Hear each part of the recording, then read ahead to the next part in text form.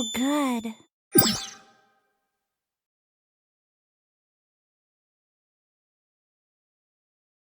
Greetings, mortals. It's me again, yours truly, Mistress Dove, the gal with the enormous subscriber count.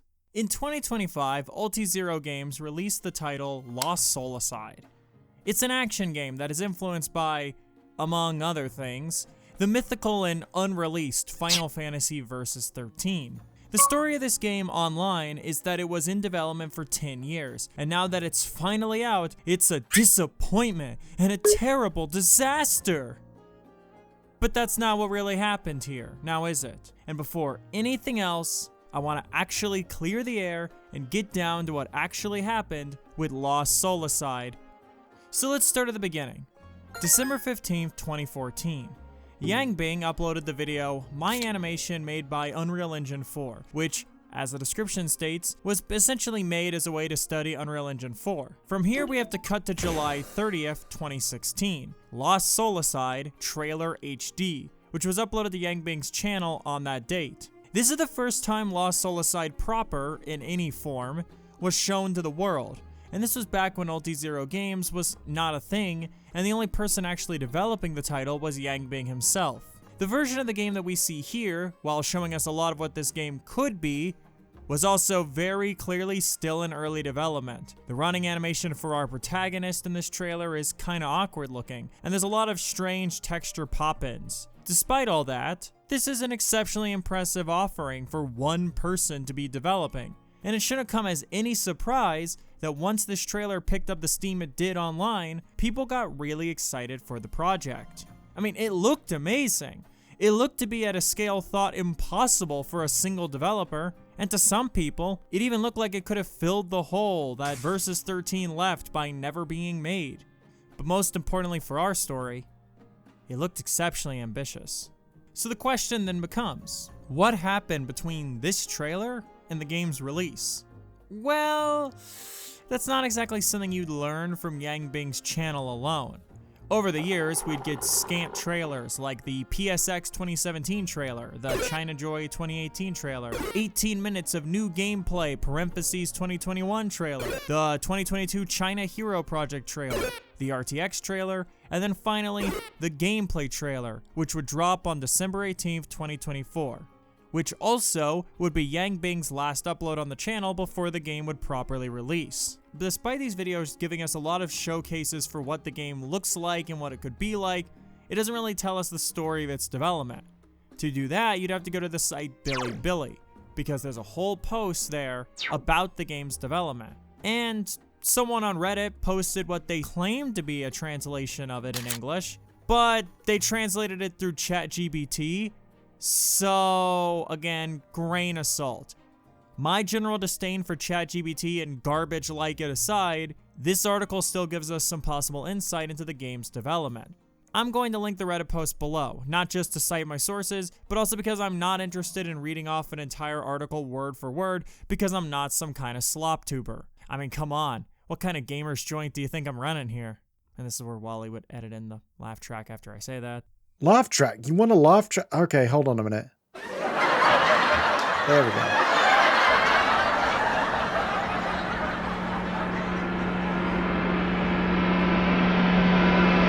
The rundown, according to the article, goes like this. After the initial trailer in 2016 went viral, multiple companies approached him about the project, and in the end, Yangbing chose Sony supposedly due to him not wanting to be pigeonholed into mobile game development, as well as the other benefits that come from a company like Sony, such as a worldwide release. By 2017, Ulti Games was founded, and the project went into production as a full commercial title. And at this point, the game had a staff of about 5 people, and Yangbing continued to push himself to learn the Unreal Engine. Yes, I'm going to include the parts of the article where they continuously tell us how many people were a part of the project at different points because I feel like it's relevant. In 2018, Lost Soulicide wrapped up pre-production planning and was set to enter full development, but by the end of 2019, the project ran into a snag. Specifically, the project's ambitious scope was burning through money. And by this point, according to the article, the team was around roughly 20 people, a bit of a jump from the last number we had. Then, in 2020, Yangbing decided to scrap everything and restart development. This is when the game that got released, the one that you can play today, the one you can buy, began development. And this part of the story is why I felt it was important to share this story at all before talking about anything else. Because a lot of people who were talking about Lost Soulicide, especially at its launch, especially at release, were talking about it as if this game was the product of 11 years of development. But the thing is, it kinda isn't. I mean, sure, the project Lost Soulicide has been in the works for a long time. But the game Lost Soulicide that we currently have didn't actually start its development until 2020. Which means the game that was actually released was only in development for about 5 years. The development restart, according to the article, wasn't easy either, due to the year in question.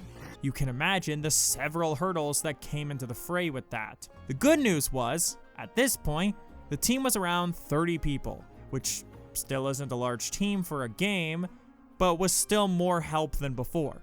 The bad news, however, was them having to scrap everything and restart meant tighter funding due to the sunk costs. During the lockdown period, which lasted until 2023 according to the article, the team worked from their homes and had to hand their individual work into Yangbing so that he could then implement it and integrate it into the game proper. It's also mentioned that during this period of time, several people who were working at Ulti-Zero Games quit and moved on to other companies such as NetEase or Tencent. I want to also state that that last bit is alleged because I can't prove it and I don't want to take the heat for libel that someone else potentially wrote.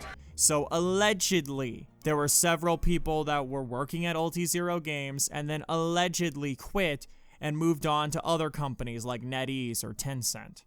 Allegedly.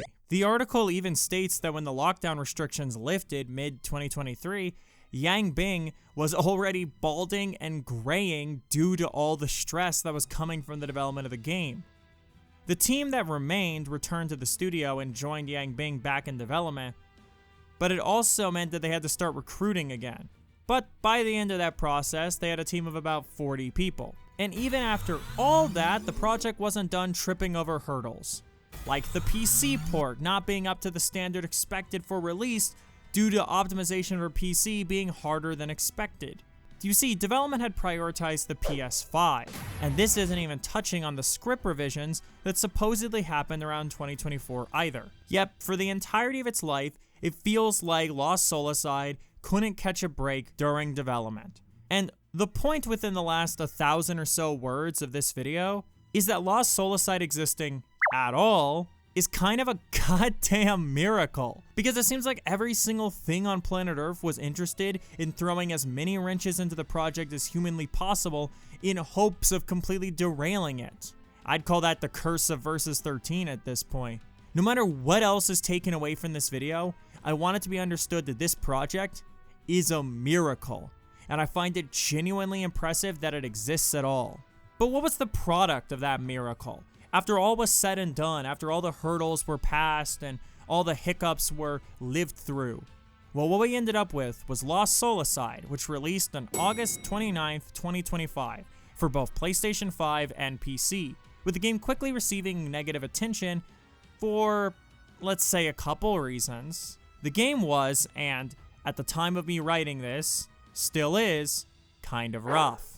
The presentation isn't bad per se, but it's far from the polish that's seen in more big budget titles that people would reasonably compare this game to given how it looks. Final Fantasy VII Remake, Kingdom Hearts 3, Devil May Cry 5, all blow this game out of the water in various categories, but especially in presentation.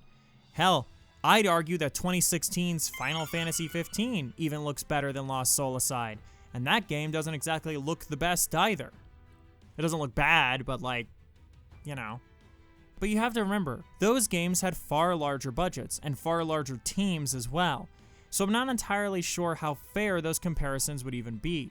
But the average consumer's not gonna know that kind of thing. They're not gonna know information like the amount of people who developed a game or how much the budget of a game was. You see consumers compare games all the time that had like massively different context to their development.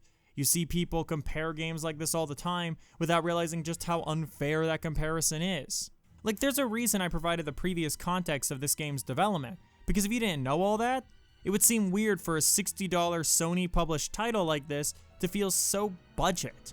Especially when you have games from much smaller teams with much smaller budgets, such as the recently released Xenokids, blowing it out of the water in regards to presentation, gameplay, and overall quality.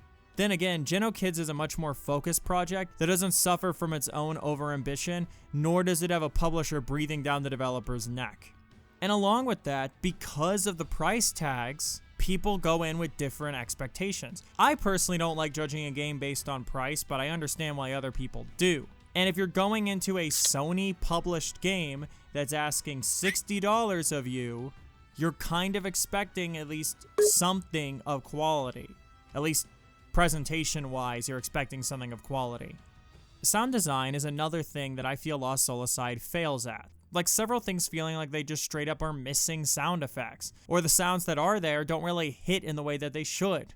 Like, why does Lost Soulacide just genuinely feel like it's missing sounds?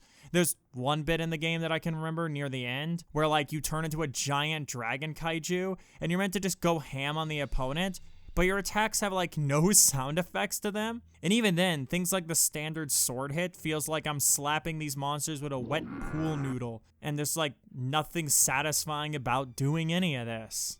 Final Fantasy XVI, a game I have a lot of gripes with if I'm being real with you, was able to nail down its sound design so perfectly. Like, its atmosphere was always hitting just right, and its combat sound was impactful and meaty, and it just felt so good. Like you would hit an enemy, or you would like land a proper parry, or any of the other things Clive can do, and it would just be sex. Good sound design is a lot more important than one may initially think, because good sound design can sell you on something. And Lost Soulacide does not have good sound design. It actually has pretty bad sound design. And as a result, the gameplay isn't as satisfying as it probably should be. I'm not saying sound design makes a game better to play or whatever, but it makes it feel better. But hey, you know, a game having less than polished presentation doesn't mean it's bad. I think the environments are pretty cool, and the variety in terms of level settings makes sense given the plot involves dimension hopping. I'm glad this game has a fairly linear level-by-level design. I mean, too many modern action games decide to bloat their titles with planned open worlds with nothing to do with them, and fill them with unengaging side quests that don't really add anything to the experience, whether in terms of actual gameplay variety or in terms of building up the world you're in. Like, I don't think open worlds are inherently a problem like a lot of my peers do, but I feel like a bunch of games have them, not because they need them or that they elevate the experience, but just for the sake of having them. And like, as a result, I find myself appreciating Lost Soulacide for cutting that crap and just making a more focused linear experience. It's not a drawn-out busywork simulator like most of Ubisoft's output in the last decade that overstuffs itself with things that don't add to the overall experience simply to overextend the runtime. Now, speaking of the game and its premise, I haven't even touched on the story yet, despite that aspect of the title being one of the reasons it took a bit to come out, supposedly. Apparently, at some point in the 5 years the second version of Lost Soulacide was being developed, Sony came in and got some of their writers to help revise the script, and the game's initial story was essentially cut in half. Allegedly. I feel like I'm gonna say this a bunch, but it feels like overambition consistently came into the picture during development. I mentioned earlier that they had to shrink down the game's scale because they initially desired open world elements, and those weren't panning out. And eventually the game's development just started over altogether. And now we're talking about how the game's story had to be cut up and reformatted to be more concise, all while Sony brought in some of their own writers into the mix. Like, maybe this was the thing about Versus 13. Maybe the reason why it keeps mirroring Versus 13's troubled development is because it's overambitious and realistically way too expensive of a project to pour who knows how much money into for years and years in the hope they even make back half of what you lost. So, with all that said, how is the story? I mean,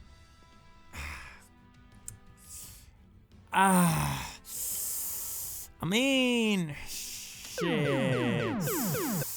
I mean,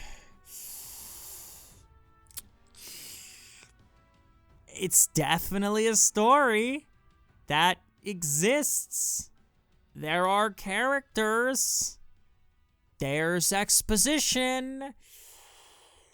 Things happen. Now look, man, I don't know. I played the whole fucking game and I gave it my attention best as I could. And y'all know I love digging into stories. I love just absolutely like getting in there with my hands, all dirty style, and analyzing a game's narrative and its themes and its characters for like 45 minutes to 3 hours, depending on the video. But this game's story it just doesn't do anything for me, man. I didn't really click with it at all, and by the end, I felt almost no real attachment to any of these characters, except for like Liana, Louisa, and Kazar. Like, that's it. Those are all the characters from this game that I care about, like, at all. And everyone else I forgot the names for. It's a good thing I have a script, otherwise we'd be in real big trouble right now. Anyway, I'm getting ahead of myself. The setup is that our main character, Kazar, is part of a rebellion group called Glimmer, and during an act against the Empire, the Voidraks attack and make like the monsters from the first Scooby-Doo movie and steal the souls of many people, including Kazar's sister Louisa.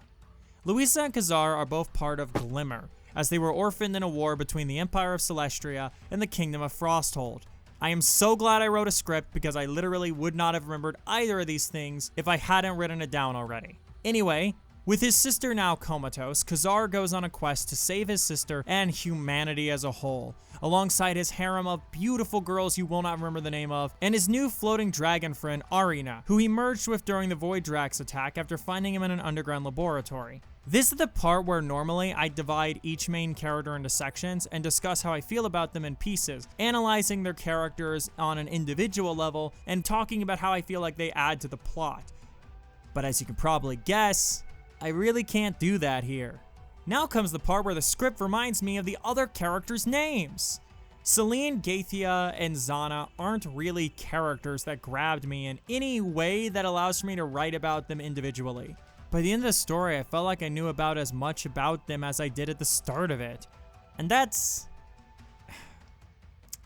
disappointing because I like their designs well enough and their base personalities presented feel like good jumping off points for deeper characters, but the game never really delivers on that. Gaethia is presented a few times to be a scholar who becomes easily excitable at the prospect of gaining knowledge, much like Brandon when he gets to hang out with the Phantom Thieves. But it doesn't really go past that. And Zana gets a little bit about herself explored as she's the daughter of Elder King Albert, the King of Frosthold. And in the Frosthold section of the game, Kazar spends a scene with Zana, looking up at the stars and discussing things while she's fucking drunk. I think this is supposed to be a semi-romantic scene, but there's like no chemistry between these two. I don't know, man, like it's not really clicking for me. And Celine, wildly, just reminds me of a way more engaging plot that I could be going through again right now. But you know, I feel like after you watch a movie for the 65th time, if you continue to watch it over and over again, your friends start to get concerned for you. Anyway, this Celine has it way worse off than either Gaethia or Zana, considering it feels like she's sorta in the background for most of the game. In the main hub town that Kazar lives in, she's kinda there alongside other people who I spent half the game not even realizing I could buy things from, like new alchemy recipes that I could use to create items in Liana's shop, or power runes for Arina.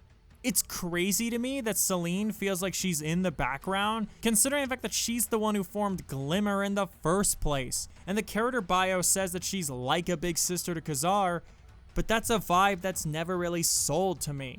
Like, this is the character that for Glimmer is what Barret was for Avalanche in Final Fantasy VII. But while Barret is an engaging, multi-layered character that's just as memorable as everyone else in that game, Celine is a character that is so forgettable that I forgot she existed for most of the plot. We spend so little time with her that what little bits about the character I'm told I'm supposed to believe, I don't feel. I don't feel like she's a big sister to Kazar because I barely get to see them interact. And there's not enough in the game's story to make up for that either.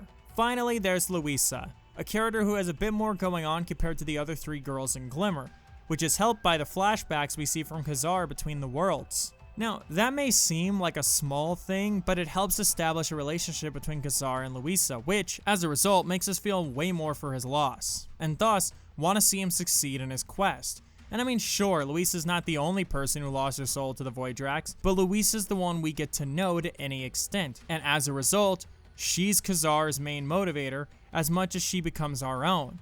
It's that whole thing about how a personal threat will mean more to an audience on average than like a general large groups of people will be hurt sort of threat, because it's an easier concept for a lot of people to immediately understand and empathize with. Louisa isn't the best when it comes to this type of character, not by a fucking long shot, but there's at least something here for me to grasp onto and get connected to as a player. Like before she lost her soul, she's presented as exceptionally caring and confident, and Khazar didn't approve of her joining Glimmer, but she still did it because she wanted to help, and she wasn't going to let her big brother put himself in danger, then not allow her that exact same privilege, especially when their reasons to fight are the same. And as a result, there's also a dynamic here where Khazar, at least to some degree, if not entirely, blames himself for her soul being lost, as he feels like he failed to protect her.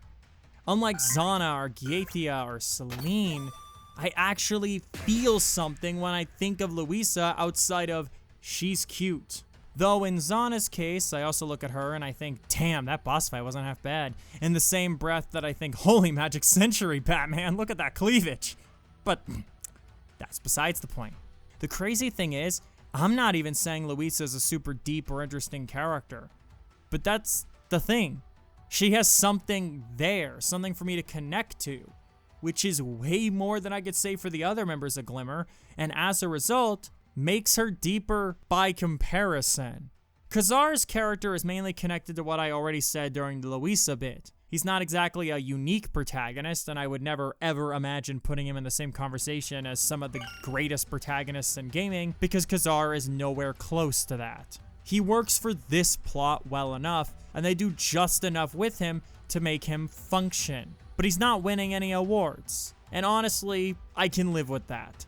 I think Khazar's desire to protect his sister, fueling his quest alongside his general desire to help others, is admirable and fairly believable considering that his backstory includes him losing his parents due to senseless war and cruelty. He doesn't want to see anyone else suffer like that, especially not his sister. With that said, I wish the game's writing was just overall stronger, and I also wish the game's presentation was better as well, because I feel like what is here is hindered by how poorly it's presented. Like I said earlier, I like how between levels we get to see memories of Louisa that Khazar recalls as reminders of what's driving him forward and motivating him, and as a result, is a constant reminder to the player of why we're doing all this. But I wish these flashbacks were presented in a more interesting way, because almost all of them are presented from his point of view in the same room.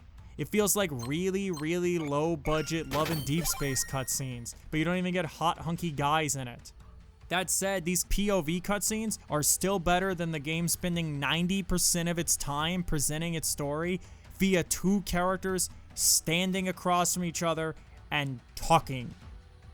Like, it's not even like a cutscene type of shot reverse shot. It's just characters stand there while another character exposits lore to fucking Khazar, and you can like maybe nudge the camera around a little, but that's it.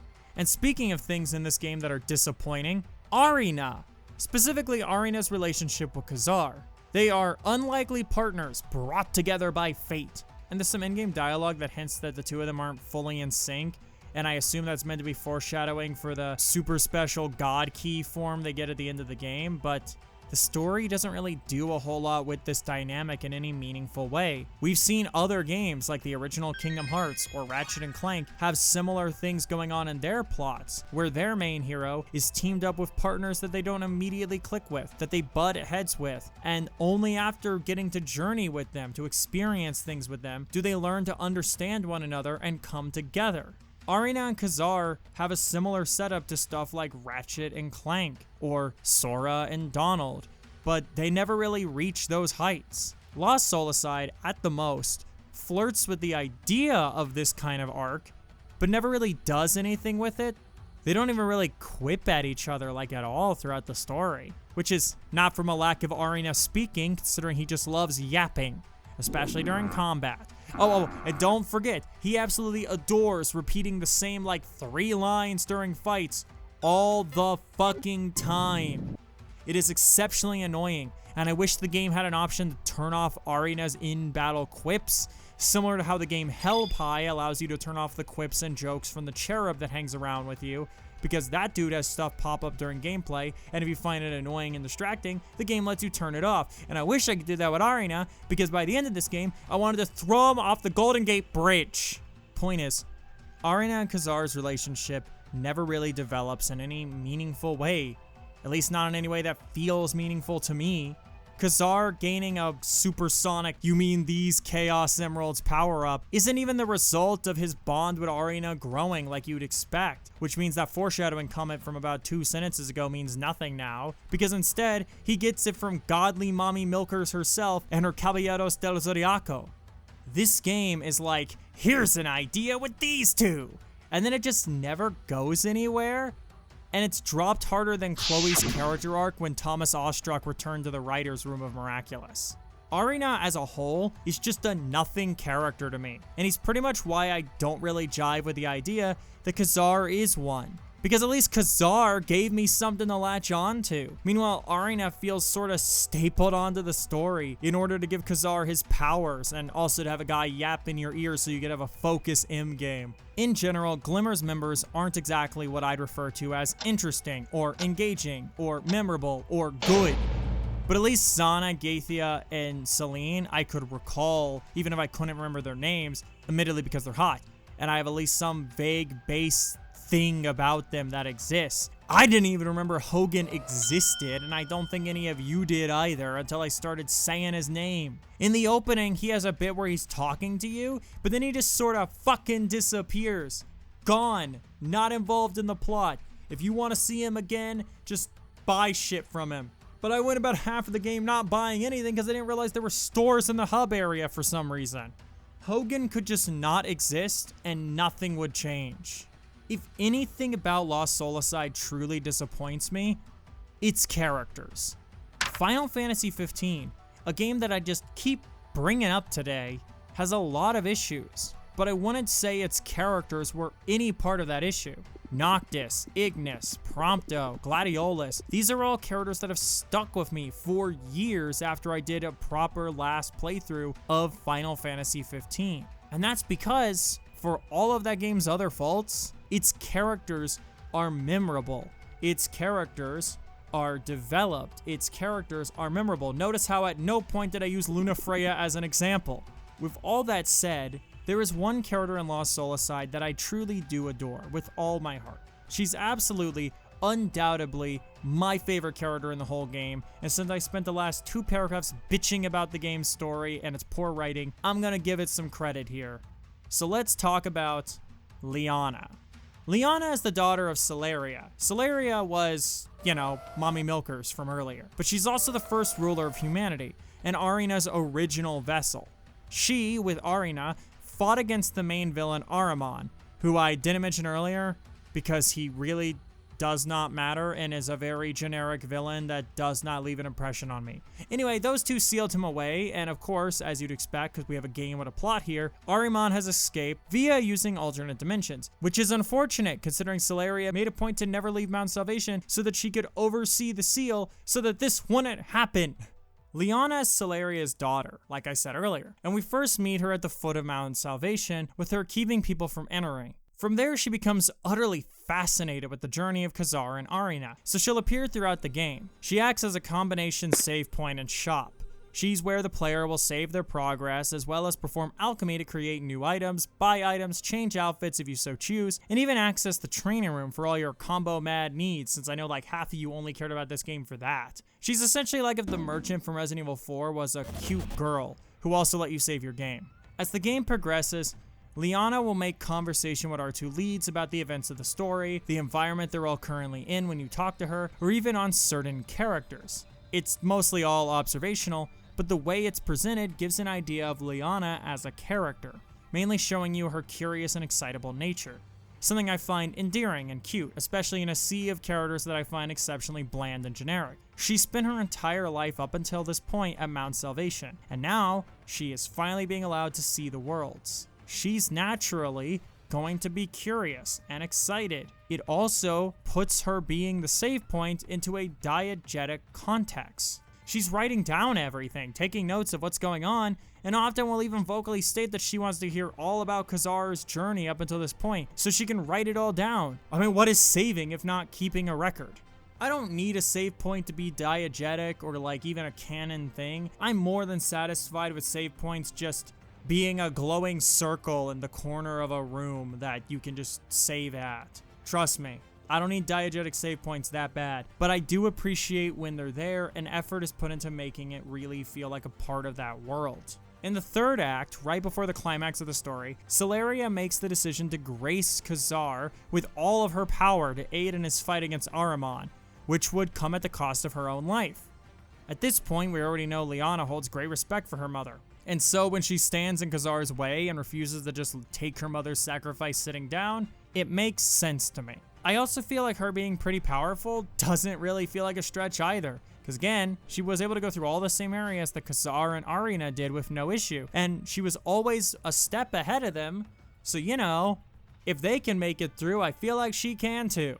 Which, you know, adds another layer to that diegesis into her function as a living save point / walking merchant within the game. She fights Kazar with the rule that if he can beat her, it proves he's worthy of her mom's power and her sacrifice.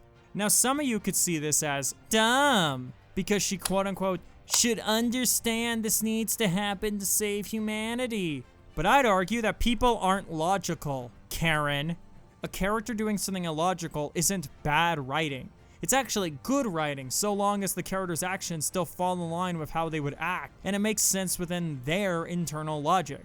Liana here is making sure her mother's sacrifice won't be in vain. However, she knows inside of her heart, from all the time she spent keeping a record on Kazar and his journey, that he is more than likely going to win and inherit that power. But she has to see that, prove it to herself, and possibly even win the fight to save the life of the mother that she loves as much as she does. Liana is one of the few characters in this game that I could write a paragraph or so about, because despite not participating in all that many direct cutscenes, I feel like by the end of this game, I have a good three-dimensional idea of who she is, and I love her for that, man. I also appreciate her design being pastel with lots of color, because I mean, she stands out even from a distance. She also contrasts adorably with Kazar, who wears predominantly dark blacks with only a hint of color. So outside of a few scant characters, it's pretty clear that the cast of this game is pretty unimpressive.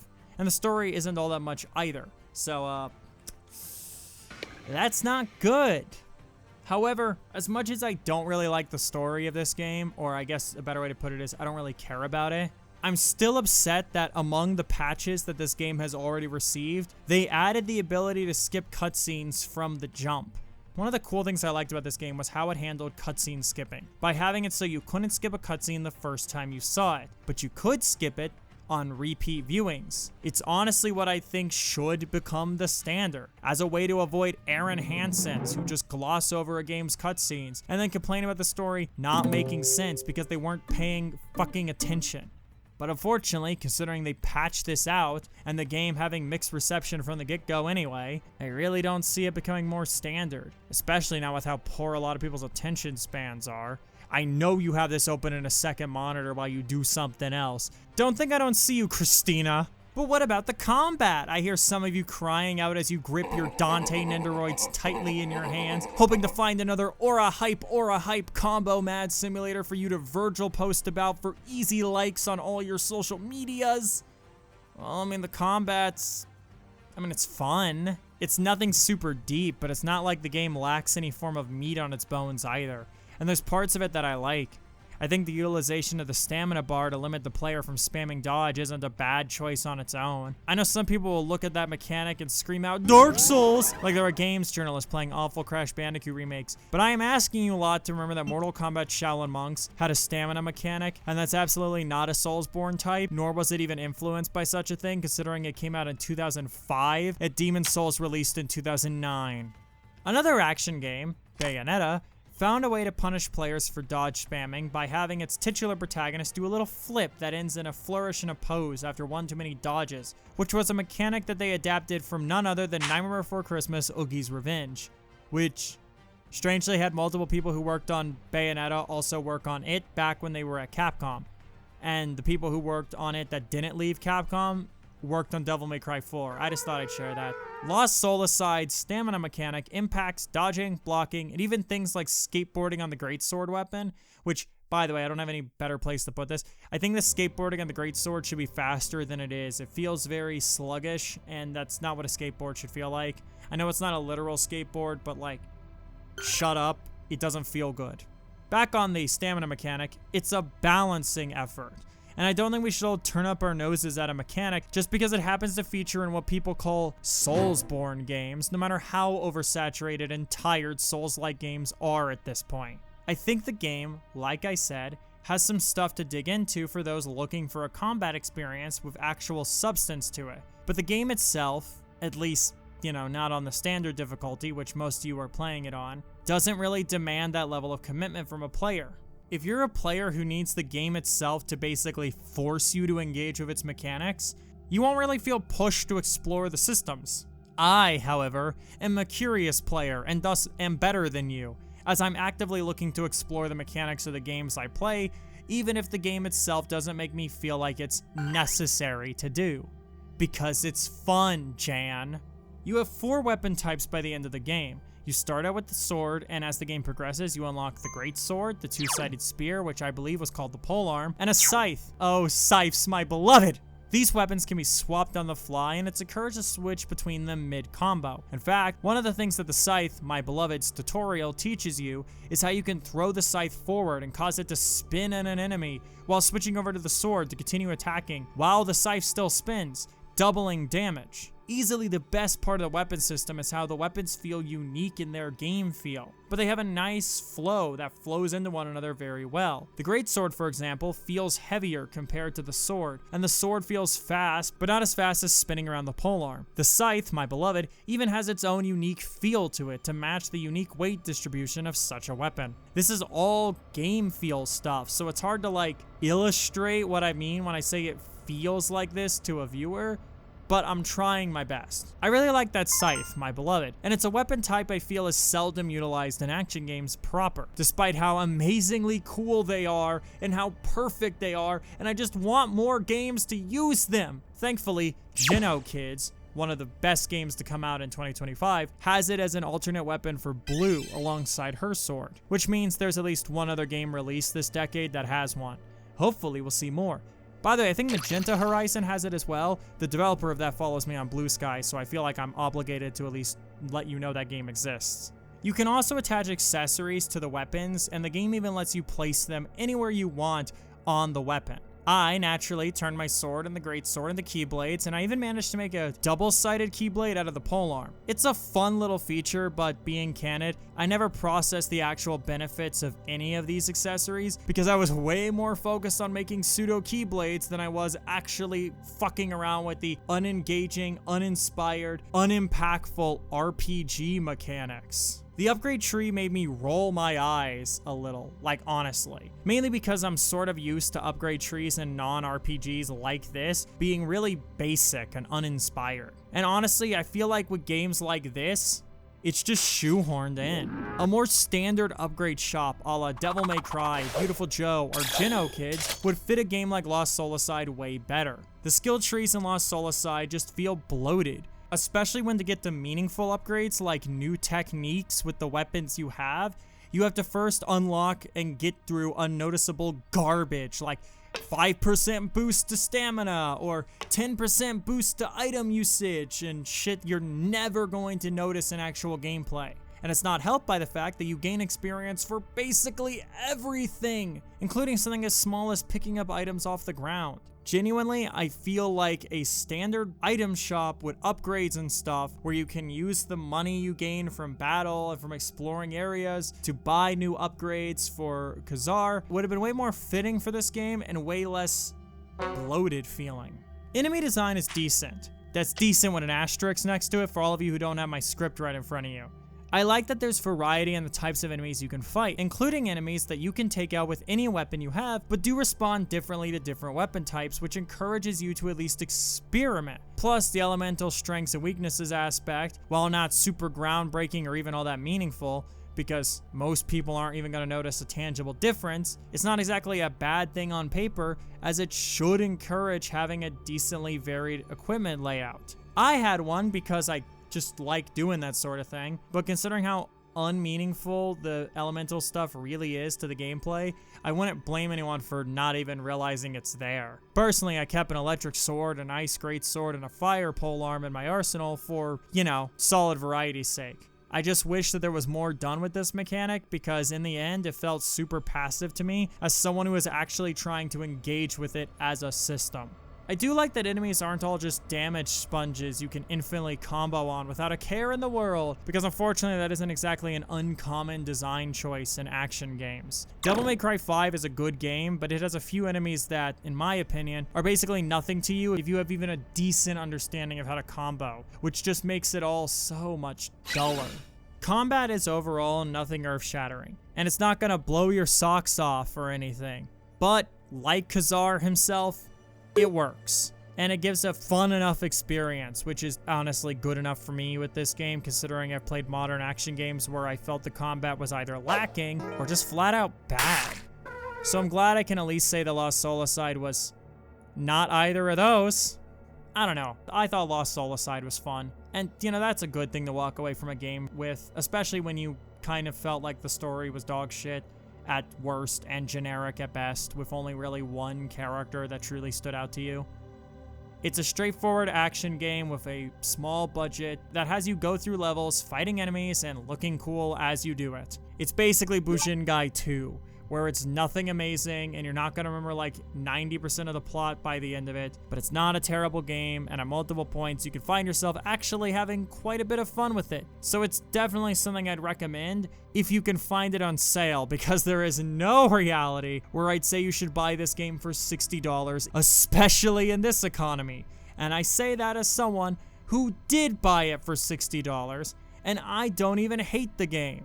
I feel like in another reality where this game launched for like $25, people would have actually given it a chance and maybe found something that they actually enjoyed in it. I mean, Lost Soulacide isn't the next big budget title to take the world by storm, but it is a straightforward and fun action game that you could get a good handful of hours of enjoyment out of. And if that's something you've been looking for in the sea of over-bloated open-world games, or generic dime-a-dozen Soulsborne type games, or the 5 millionth fucking Metroidvania or roguelite, then I'd say check it out, because you might discover that you like it. Just don't spend more on it than you're willing to, okay? It's a game that, despite its rocky development, came out the other end pretty alright. Not perfect, but, you know, it's something. And I really do hope Ulti-Zero Games are allowed another shot at making something. Maybe this time without Sony, where they can take what they've learned from this experience and make something else, something better, something that truly shows that they have it. Because I can already see it sort of shining out of this one, even if it has to fight a little through some of the cracks. Now, you'd think this is where the video would end, but no. But there's one more thing I want to discuss before I let you all leave. And that's how people responded to and talked about this game when it released. Videos online, mainly of the frankly awful English dub, or that one scene from like the first couple of minutes of the game where a child gets super kicked by an Empire Knight, began to spread around like wildfire. And slowly people started to treat Lost Soulacide as the next great gaming disaster. And most of the people doing this never even played the game. And you could argue, well, it's $60, that's a steep asking price. And you'd be right, but the solution there is obvious. Don't talk about the game if you haven't played it. I don't know why I have to keep saying this. I genuinely don't get why this is such a difficult concept for people in general, where instead of actually engaging with things themselves to form their own opinions, they instead just get their opinions online and parrot those opinions while engaging in conversations on these topics they know nothing about. If you really want to be a part of the conversation, then play the game and form your own opinions. I do not care how you play the game. Genuinely, you do what you want in that front. but I'm asking you to actually play games before you go off about them in your fucking Blue Sky threads or whatever. Lost Soulside is being talked about by people online for a bit like it was Gollum or Walking Dead Destinies, where it was an unmitigated disaster that's unplayable and lacks any real positives outside of the joy you can get from laughing at it drunk or something. Like, Lost Soulside is fine enough, not perfect, but I feel like this video has illustrated that it has pros to it, even if I have just as many criticisms for it as I do things I like about it. But I'm able to have all those opinions and have all those thoughts because I actually put in the money and the time. I actually played the game. I actually experienced the game myself, so I've earned the right to have an opinion on it. And on that same coin, I couldn't really give my opinion on something like Cult of the Lamb or Metroid Prime 4 because I haven't played those games. But also, admittedly, I have like zero interest in Cult of the Lamb. But like, you know, you don't see me parroting opinions that it's amazing or that it's awful just because I don't have any interest in it.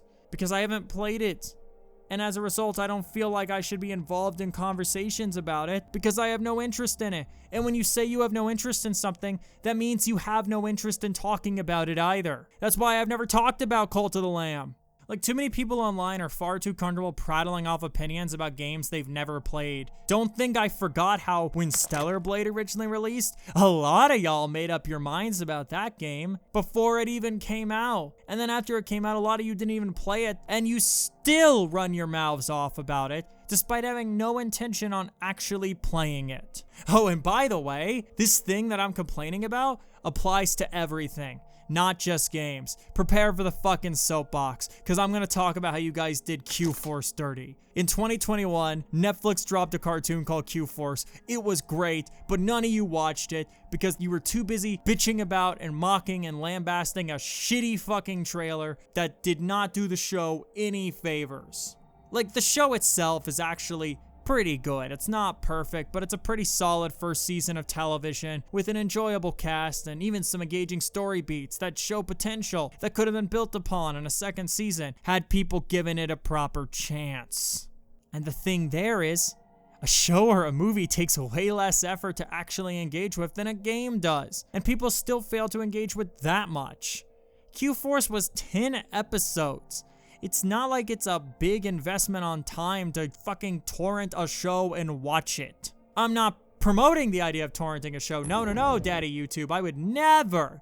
I'm just saying, it's not like it's that big of an investment to watch a TV show, especially if you're savvy with the online space, if you catch my meaning. And yet people were way more happy to just spit out regurgitated jokes and talking points about a show they had never seen. All talking points and jokes that only describe the trailer and not the show itself. And then when they were done, when it stopped being funny to them, they moved on because it never mattered to them. They just wanted to be part of a popular conversation. We see this all the time where something pops up that's popular to hate and it becomes okay to lambaste, to drag, to mock. As a Lunatics Unleashed fan, I've become exceptionally tired of cartoon YouTubers who have never actually watched the show repeating the same take over and over again about how it's ridiculous as a concept, not talking about the show's actual qualities, both good or bad, just turning up your nose because the concept is a little silly. To a lot of you, it's not a thing that gets to be a legitimate show. It doesn't get to be a real show that you talk about positives or negatives. It's just a joke, a thing to toss under the bus when you need to make a point. Not something you need to give a fair chance or a proper discussion to. Hey, remember Velma? Remember when that show was actually new and everyone was absolutely railing against it?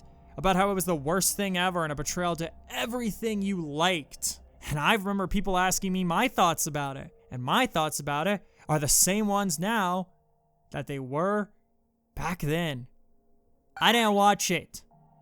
I don't care. I didn't care when the show came out because it didn't look like a thing I'd enjoy, so I moved on in my life. I didn't bitch about it, I didn't make jokes about it, I didn't talk about it because I didn't have anything to talk about. I didn't watch it. And now that the show's over in the present day, past a 2-season run, and no one cares, and I still haven't seen it, and I still never will, because no one ever actually cared. I'm someone that actually gives a shit about Scooby-Doo, and I didn't care to watch it. Velma wasn't the thing any of you cared about. It was just an acceptable thing to hate on in the eyes of the court of public opinion. So you all had a field day making your same jokes about it before moving on and not adding anything to the conversation. There were only a very few small creators like Offbeat Kiki that were willing to say anything of substance about the show.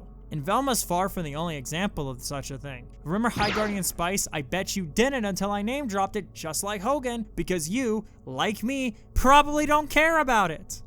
But when the show was new, it was the talk of the town. People were making all kinds of videos, repeating the same talking points over and over again. Spilling the Milk made a whole fucking career out of talking about it. But at least they watched it. And I'm not even saying High Guardian Spice or Velma are secretly good or underrated or anything. I haven't watched Velma, and I never will. And High Guardian Spice was a show I dropped after a handful of episodes because I wasn't liking it. I didn't like it. But what I'm trying to say with all these examples and this fucking soapbox shit is that people really do just like mocking and dragging things that they've never actually engaged with. Because it's easy. Because all they want is to be a part of the conversation without putting in any of the legwork to actually earn the spot in the conversation. And this isn't even just a problem with trendy flavor of the week topics, like how you'll see people tell others to skip 2003 and go straight to Brotherhood when it comes to the topic of Full Metal Alchemist. Or you see people repeat takes like skip Phantom Blood with JoJo without ever actually thinking for themselves. I'd argue 2003 does several things better than Brotherhood does, especially when it comes to adapting plot points that both shows adapted. And Phantom Blood may not be as crazy or bizarre as later parts, but it's still a really good arc of JoJo that's super important to the overall holistic narrative of that series. Also, this next one's absolutely just, one I want to get off my chest. I'm so tired of people acting like Recoded is just a skippable game because nothing plot relevant happens. Because Recoded is pretty damn good, and also you're wrong about it not being relevant, but that's neither here nor there right now. But, why actually engage with these things to form your own opinions when you're just more comfortable not thinking for yourselves? I'm tired of the people who clearly have never played Megami Ibanroku Persona Be Your True Mind or the Persona 2 duology, who go off time and time again about how those aren't Persona games while ignoring that they're kind of exceptionally crucial in building the path that led to the Persona games you actually give a shit about that you also probably haven't fucking played.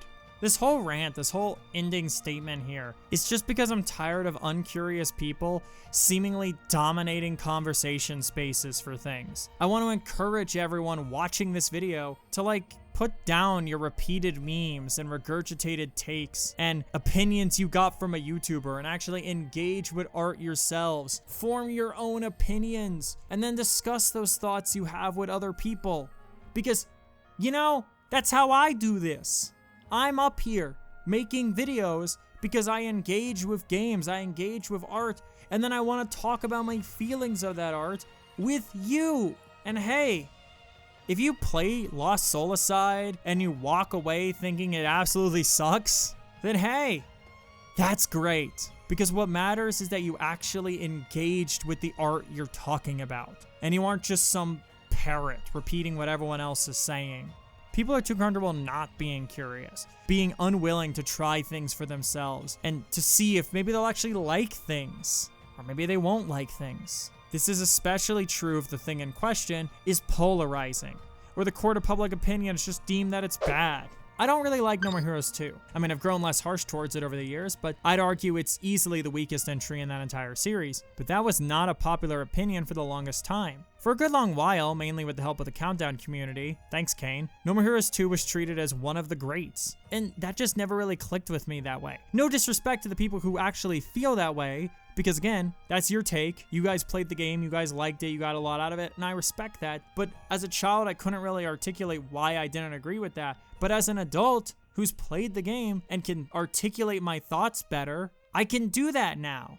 And one day, I just might. But my opinion goes against the grain. Not because I want to be a contrarian or because I heard some YouTuber tell me that the game was secretly bad, but because that's how I actually feel. I actually kind of like DMC Devil May Cry, the 2013 reboot game that everyone dislikes. That's a pretty unpopular opinion, especially in circles where people don't actually care about Devil May Cry and just post the memes. You know, the kind of circles where thoughtlessly bashing on DMC for the sake of a punchline is fairly common. I've found a lot of enjoyment from that game, specifically in its gameplay loop and art direction.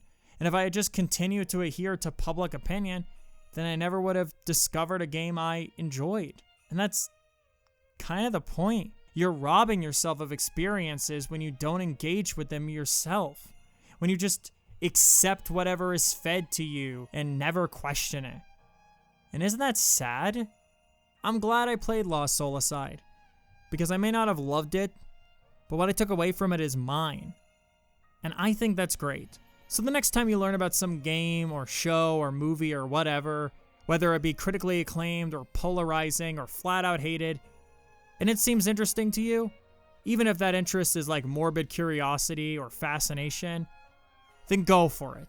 Dig into it for yourself, and you might come out of that experience with something you weren't expecting. Or hell, you might go in expecting to hate it and end up hating it even after you tried it. But at least then, you'll know that the opinion is yours, and it didn't come from the back of some YouTuber's cereal box. Until next time, I've been Mistress Dove, and may your hearts be your guiding keys.